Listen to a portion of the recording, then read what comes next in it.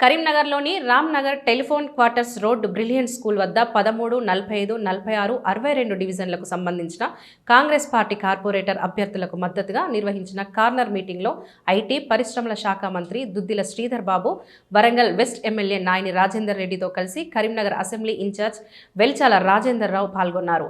ఈ సందర్భంగా మంత్రి మాట్లాడుతూ కాంగ్రెస్ ప్రభుత్వం ముఖ్యమంత్రి రేవంత్ రెడ్డి దేశంలోనే ఎక్కడా లేని విధంగా అనేక బృహత్తర సంక్షేమ అభివృద్ధి కార్యక్రమాలు అమలు చేస్తున్నారని పేర్కొన్నారు.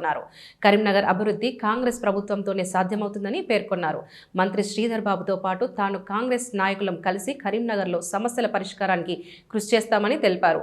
అభివృద్ధి పనులకు అవసరమైన నిధులు మంజూరు చేస్తామని, కరీంనగర్ అన్ని రంగాల్లో తీర్చిదిద్దుతామని పేర్కొన్నారు. అదేవిధంగా ఆయా డివిజన్లను అత్యద్భుతంగా తయారు చేస్తామని, కాంగ్రెస్ పార్టీ అభ్యర్థులను కార్పొరేషన్ ఎన్నికల్లో ప్రజలు ఆశీర్వదించాలని రాజేందర్ రావు కోరారు. టీఆర్ఎస్ బీజేపీలకు ఎన్నికల్లో తగిన బుద్ధి చెప్పాలని, వారితో ఏ పని సాధ్యం కాదని ఊకదంపుడు ఉపన్యాసాలు తప్ప ప్రజలకు చేసిందేమీ లేదన్నారు.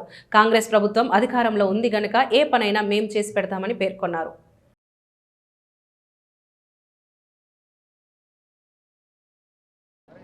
తులము, అరతులము, పావు, 1 గ్రామో 2 గ్రామాలో కొనుక్కోవాలని, వారి కుటుంబ అవసరాల నిమిత్తం పెళ్లిళ్ళు చేసుకున్నప్పుడు, శుభకార్యాలు జరిగినప్పుడు మన సంస్కృతిలో భాగంగా